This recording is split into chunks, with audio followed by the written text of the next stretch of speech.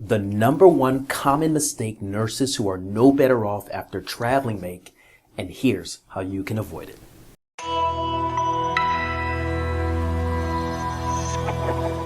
Travel nursing has been around forever. It's been a way of life for many nurses who simply didn't want to be tied down to one hospital system forever. But for nurses just getting into the game in the wake of the COVID pandemic, shocks with the fluctuation of pay sent as many back to staff nursing as came for travel. And oftentimes, those nurses were barely any better off financially than when they began to travel. They still have debt, they still have little investments or retirement savings, and more often than not, a brand spanking new car payment that their staff nurse salary just can't support. So what's the issue at hand? The issue is that those travel nurses didn't leverage the 5 shifts that our clients do every day. They had no clarity about their financial position. They didn't triage their financial goals and priorities appropriately. They never learned to weigh the opportunity costs of their financial choices. They certainly didn't leverage our secret weapon, the EGPT model, that gives our clients a roadmap to establish, grow, preserve, and transfer wealth. And they didn't invest in any expertise to help them make their financial goals a reality.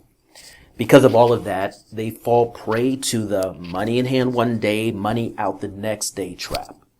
So what do I suggest? Well, the foundation for building a successful travel nurse financial plan is you need to identify what your PRI number is. What is PRI?